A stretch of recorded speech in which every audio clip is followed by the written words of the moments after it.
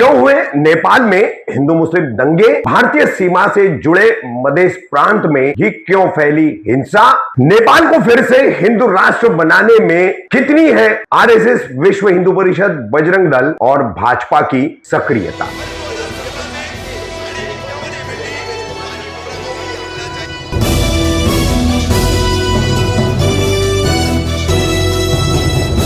मैं रफीक कामदार हिंदुस्तानी रिपोर्टर में आपका स्वागत है। गत जुलाई महीने के 26 तारीख को भारत से बिल्कुल करीब दक्षिणी एशिया का एक और देश नेपाल, इस नेपाल के मधेश प्रांत में हिंदू मुस्लिम दंगे हुए, दोनों समुदायों में टकराव हुआ, जिसमें ये दंगा बेहद तेजी से एक जगह से कई जगहों पर फैल गया। आज इस पर हम आपको थोड़ी विस्तृत रूप से जानकारी देंगे कि किस तरह से ये दंगे हुए हैं, क्या इसकी फौरी वजह थी और क्या इसके पीछे के पर्दे के पीछे की इसकी वजह है, कि किस तरह से यहां पर कौन सी ताकतें काम कर रही है, भूमिकाएं निभा रही है। और नेपाल जो किसी जमाने में जहां पर किंगडम था, वो किंगडम के खात्मे के बाद और किंगडम के दौरान और खात्मे के बाद में भी नेपाल हिंदू राष्ट्र कहलाया। फिर नेपाल ने हिंदू राष्ट्र का तमगा हटा करके सेकुलर राष्ट्र होने का, सेकुलर नेशन होने का रोल निभाया। उसी नेपाल में वर्ष 2008 के बाद जब से लोकतांत्रिक प्रक्रिया शुरू हुई है और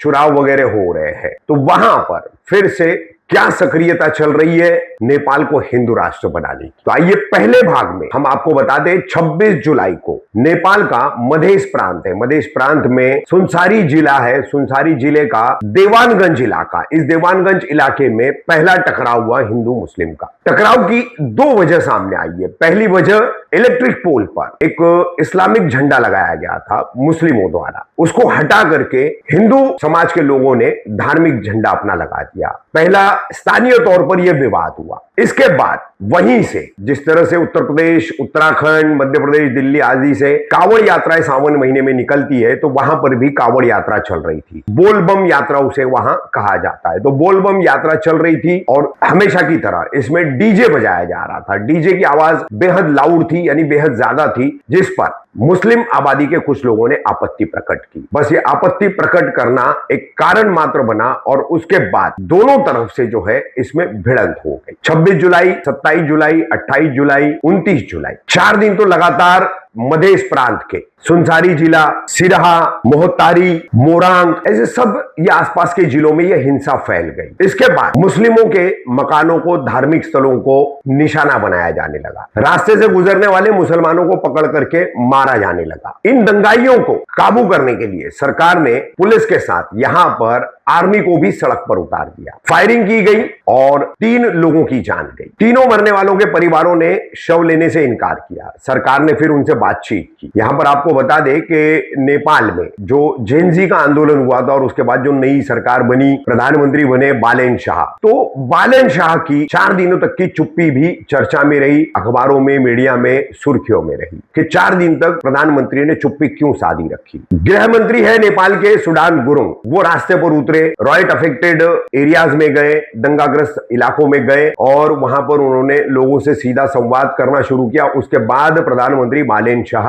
रोल में सामने आए। उसी दौरान उनकी पार्टी के प्रमुख लामिछाने, रावी लामिछाने ने जो है ऑल पार्टी मीटिंग बुलाई, शांति प्रस्तावित करने के लिए दोनों समुदायों के प्रमुख लोगों को बुलाया गया। तो ये हिंसा का पहला चरण था। अब इसमें आपको हम बताते हैं कि वर्ष 2022 से वर्ष 2026 तक, पहले भी, उसके पहले भी कम्युनल क्लैशेस, यानी कि सांप्रदायिक दंगे नेपाल में हुए हैं, लेकिन इतने बड़े पैमाने पर, इतनी तेजी से वो कभी फैले नहीं। रिसर्च स्टडी सेंटर्स जो है, विभिन्न ये संगठन है जो इस पर नजर बनाए हुए हैं। नेपाल का लोकल मीडिया भी कुछ बातें बेहद चौंकाने वाली बता रहा है। हाल ही में हुए दंगों को लेकर और लगभग पिछले 4-5 वर्षों को लेकर स्टडी सेंटर्स जो है, जिसमें हम आपको प्रमुख रूप से बताएं, Center for the Study of Organized Hate, इसने वर्ष 2024 में एक रिपोर्ट दी थी और इस रिपोर्ट में इस संगठन ने स्पष्ट तौर पर कहा, विश्व हिंदू परिषद, बजरंग दल, इन संगठनों का बेस जो है नेपाल के तेराई में काफी बढ़ चुका है और काफी मजबूती से इन्होंने वहां पर अपने आप को फैलाया है। यहां पर आपको एक बात बता दें कि मधेश वो प्रांत है जो भारत और नेपाल बॉर्डर से, आप भारत बॉर्डर से पार करेंगे तो नेपाल में 20 किलोमीटर दूरी पर जो है मधेश है। तो यहां यहां से वहां लोगों का व्यापारिक लेन देन, रिश्तेदारी करना, हर तरह से संबंध बनाए रखना बेहद आसान होता है। अब इसमें आपको अहम बात बताए कि ऐसे जो सेंटर्स हैं स्टडी ऑफ ऑर्गेनाइज हेट के बारे में ये रिपोर्ट दी गई है 2024 में। 2024 की इस रिपोर्ट पर स्पष्ट जो है कहा गया है कि इन संगठनों ने अपना बेस भी बनाया है और ये काफी अच्छे तरीके से यहां पर फैल चुके हैं। तो इसी तरह से अमेरिका का इंटरनेशनल रिलीजियस फ्रीडम रिपोर्ट जो आता है, जो यूएस डिपार्टमेंट का है, इसने 2023 में एक रिपोर्ट दी है कि भारत की जो राइट विंग रिलीजियस ग्रुप्स है, यानी दक्षिणपंथी धार्मिक संगठन जो है, जिनका जुड़ाव भारतीय जनता पार्टी के साथ है, तो ऐसे भारतीय जनता पार्टी के साथ जुड़ाव रखने वाले लोग यहां काफी सक्रिय भूमिका निभा रहे हैं और ये चाहते हैं कि नेपाल फिर से हिंदू राष्ट्र बन जाए। इसके लिए आर्थिक मदद भी की जा रही है, फाइनेंशियल सपोर्ट भी किया जा रहा है। हालांकि इसके कोई एविडेंस नहीं है सामने, हम भी इसकी पुष्टि नहीं करते, लेकिन ये यूएस डिपार्टमेंट की जो रिलीजियस फ्रीडम की रिपोर्ट है वर्ष 2023 की, ये उसमें कहा गया है। अब आपको बता दें कि जो 26 जुलाई 2026 लेकर 31 जुलाई तक जो दंगे चले हैं सुनसारी, सिराहा, धनुषा, मोहतारी, मोरांग, इन जिलों में, तो यहां पर सोशल मीडिया के जरिए लोगों को भड़काया गया, लोगों में भावनाएं भड़का करके, उकसा करके उन्हें दंगे करने के लिए प्रोत्साहित किया गया। यहां स्थानीय मुद्दे को, अगर कोई स्थानीय विवाद है तो उसको धार्मिक रंग जो है सोशल मीडिया के जरिए दिया गया। यानी कि आप समझ सकते हैं व्हाट्सएप यूनिवर्सिटी है और दूसरे सोशल मीडिया के प्लेटफॉर्म्स है, उनका इस्तेमाल इसके लिए किया गया। नतीजा क्या रहा? तो 26 जुलाई जो विवाद हुआ दो समुदायों में, हिंदू और मुस्लिम में, उसके चलते पहले झड़पें हुई और झड़पों के बाद जो है फिर मुसलमानों की संपत्तियों को, मकानों, दुकानों और धार्मिक स्थलों को एक तरफा निशाना बनाया गया। आग लगाई गई, तोड़फोड़ की गई, मुस्लिम परिवारों के साथ मारपीट की गई। जैसे हमने आपको वीडियोस आपको बताएंगे कि किस तरीके से ये सब कुछ हुआ है। तो बहरहाल इसमें अब आपको लोकल नेपाल का मीडिया जो है, एक साप्ताहिक है, वीकली है, द कलम या कलाम, ये है द कलम का जो है, इस तरीके से इसमें कहना है कि नेपाल में हिंदू स्वयंसेवक संघ है। हिंदू स्वयंसेवक संघ जो है 1990 में बना, नेपाल में सक्रिय हुआ और यह अंतरराष्ट्रीय स्तर पर यानी इंटरनेशनल लेवल पर राष्ट्रीय स्वयंसेवक संघ से जुड़ा हुआ है। और इस संघ के बनने के बाद से ही नेपाल में पाकिस्तान चले जाओ जैसे नारे लग रहे हैं, यानी मुसलमानों को निशाना बनाते हुए। और खास करके ये जो दंगे हुए 26 जुलाई से लेकर के महीने के अंत तक, तो इस दंगों के दौरान मुस्लिमों को पकड़ पकड़ कर उनसे जबरन जय श्री राम के नारे लगवाए गए या जबरदस्ती की गई है जय श्री राम के नारे लगवाने की। ये नेपाल का द कलम वीकली अखबार है, ये कह रहा है। वहीं हिमल खबर करके एक पत्रिका निकलती है, हिमल खबर पत्रिका नेपाल से, इसने अपनी खुद की जांच पड़ताल की है। इस पत्रिका ने, इसके पत्रकारों ने, तो इनका दावा है, इनका कहना है कि ये जो कुछ भी हिंसा फैली है मधेश से लेकर तराई तक, यानी मधेश के सुनसारी, सिराहा, धनुषा, मोहतारी, ये जो जिले हैं जहां पर हिंसा फैली थी, सांप्रदायिक दंगे हुए, तेराई तक, तो यहां सीधा सीधा इनका कहना है कि हिंदू स्वयंसेवक संघ ने आरएसएस के जरिए यहां पर प्रमुख भूमिका निभाई है। तो कुल मिलाकर के सारी चीजें ये दर्शाती है कि भारत हिंदुस्तान की तरह आरएसएस, बीजेपी, उनसे जुड़े हुए विश्व हिंदू परिषद, बजरंग दल और अन्य जितने भी कट्टरवादी संगठन है, वो जिस तरह से हिंदुस्तान में, भारत में मुसलमानों को निशाना बना रहे हैं, उस तरह से उन्होंने नेपाल में जमीन तैयार कर दी है। ये रिपोर्ट्स, ये स्थानीय मीडिया रिपोर्ट्स ये यही कह रही है और इसमें सोशल मीडिया का जमकर इस्तेमाल किया जा रहा है और नेपाल को फिर से हिंदू राष्ट्र बनाने की तैयारी की जा रही है। हालांकि अब कुछ रिपोर्ट्स के मुताबिक नेपाल की मौजूदा सरकार ने दंगा करने वालों को, आगजनी, तोड़फोड़ और धार्मिक स्थलों को नुकसान पहुंचाने वालों को गिरफ्तारी की प्रक्रिया भी शुरू की है। उसके भी कुछ वीडियोज आ रहे हैं सामने। लेकिन ये जो चुनौती है उससे नेपाल की मौजूदा सरकार कैसे निपटेगी, किस विचारधारा और किस नजरिए से निपटेगी, ये सबसे अहम सवाल है। क्योंकि स्थानीय नेपाली प्रशासन ने, जिसमें पुलिस विभाग है, मिलिट्री है, इन्होंने असेसमेंट किया था और बाकायदा रिपोर्ट्स दी थी कि ये गतिविधियां जो है, सांप्रदायिक गतिविधियां, ये बेहद ज्यादा बढ़ रही है और बेहद ज्यादा बढ़ने के साथ साथ इसके चलते कभी भी हिंसा हो सकती है, दंगे हो सकते हैं। मगर प्रशासन ने, सरकार ने इस पर ध्यान नहीं दिया और ध्यान न देने की वजह से हुआ क्या, तो इस तरह के दंगे हुए। दंगे एक तरफा रूप ले लिए जो आगे चल करके 26 जुलाई के बाद का दंगों का जो रुख रहा। तो इसमें मुसलमान जो कुछ लाख, 10 से 12 लाख की आबादी के तौर पर नेपाल में बसे हैं और सबसे ज्यादा तादाद उनकी मधेश प्रांत में है, तेराई में है। मधेश और तेराई ये एक ही आसपास का इलाका है जो कि हमने जैसे आपको पहले बताया भारतीय सीमा से महज 20 किलोमीटर दूरी पर है। तो भारतीय सीमा से हिंदू स्वयंसेवक संघ को कैसे मदद जाती होगी? आरएसएस से, बजरंग दल से, विश्व हिंदू परिषद से, मौजूदा सत्ताधारी भारतीय जनता पार्टी से, ये बताने और ज्यादा स्पष्ट करने की जरूरत नहीं है। तो पड़ोस के मुल्क में अब वहां का मुस्लिम अल्पसंख्यक भारत की तरह निशाने पर आ चुका है। मुद्दा यही है, सवाल यही है कि नेपाल की बालेन शाह सरकार इसको किस तरह से निपटेगी और किस विचारधारा के तहत निपटेगी। कटुआ देश छोड़ जोरा गांव में हिंदू समाज के जितने सेना सब है सब सिंगर जोरा गांव में चल है। कटुआ के माई लगी देखिए भाई सब पूरा है। कटुआ देश छोड़, कटुआ लाइव है।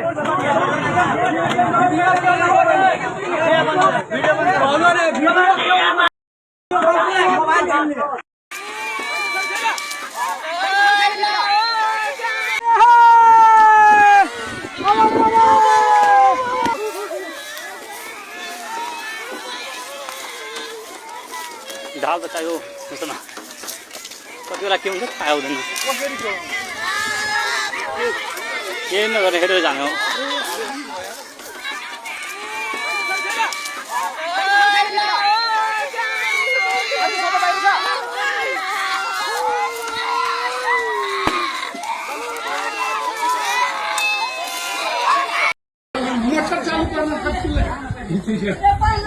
मोटर चालू पड़ी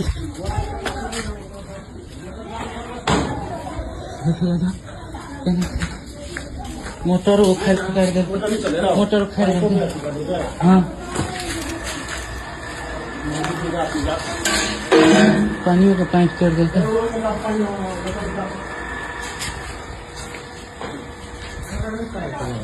अभी कल चला तो कल चला के नहीं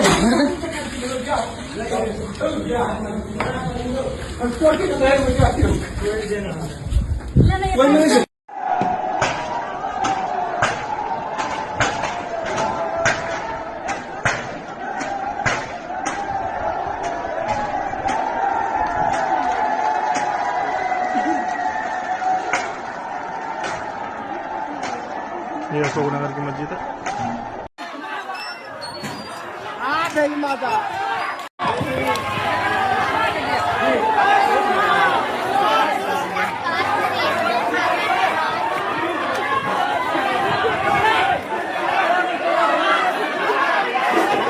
सारा हनुमान चालीसा बहुत अच्छा है। हनुमान चालीसा बहुत अच्छा है।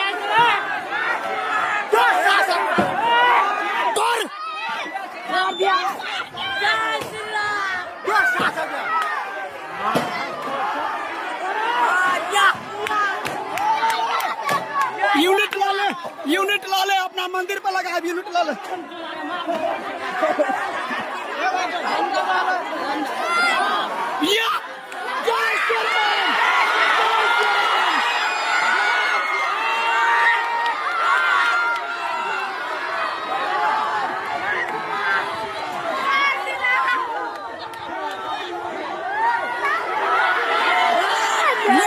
हिंदू सब तू और कहले हिंदू आप जागलो ले कथी करेंगे कोई मादर चोद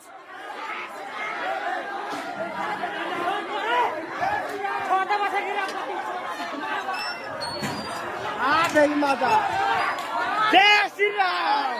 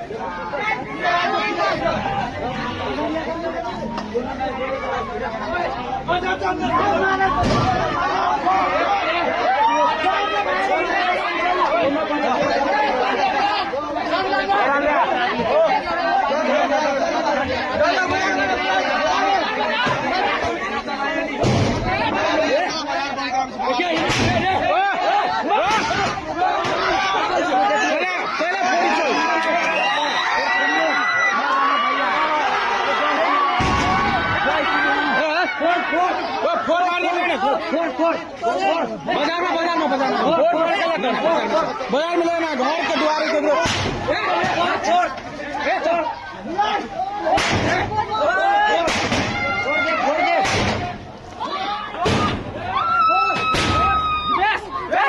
भाई सामान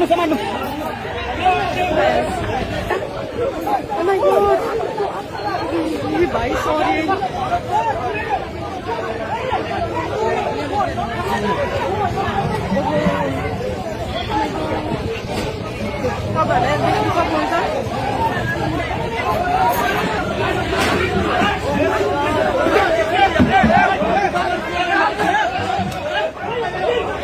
तपाईँले देख्न सक्नुहुन्छ आफ्नो अर्को दृश्य हो यो प्रहरीले समातेर लगिसकेको छ। तपाईँहरूलाई देखाउँदैछु बिचमै झडप भइरहेको थियो।